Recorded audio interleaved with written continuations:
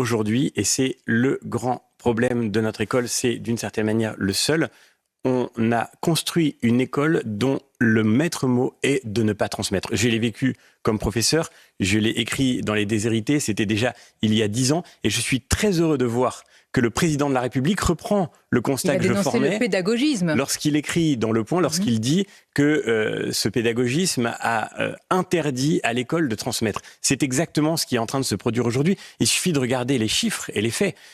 Aujourd'hui, un jeune Français sur 5 à 18 ans a du mal à lire le français. Aujourd'hui, nos élèves sont les derniers de toute l'Europe en mathématiques. Les derniers, Sonia Mabrouk. C'est-à-dire qu'il n'y a pas un pays d'Europe qui fait moins bien que nous en mathématiques. On est d'accord sur le constat, et donc, le vrai sujet... Donc, maintenant que le constat est partagé, le problème, c'est qu'on n'est pas du tout en accord sur la réponse à apporter à ce défi. Et lorsque le président de la République dit que l'école ne peut plus transmettre les savoirs et qu'il faut tout reconcentrer sur les fondamentaux, immédiatement après, il organise de nouveau la dispersion de l'école autour de ce qui s'apparente à une sorte de gigantesque gaspillage de temps et d'énergie pour les élèves.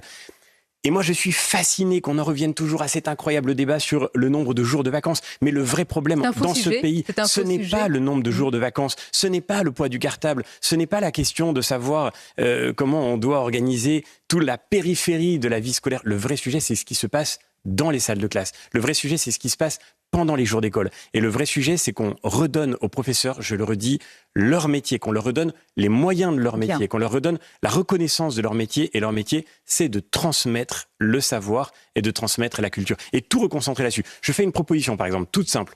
Plutôt que, comme le dit le président de la République, de consacrer une demi-heure par jour à faire du sport, d'augmenter l'éducation artistique et culturelle tous les jours, de faire en sorte, comme le veut la Première ministre, d'imposer une éco-certification aux élèves, plutôt que de se disperser là-dedans, faisons en sorte que, pendant toute l'école primaire, la moitié du temps scolaire soit consacrée à la lecture, à l'écriture et au calcul.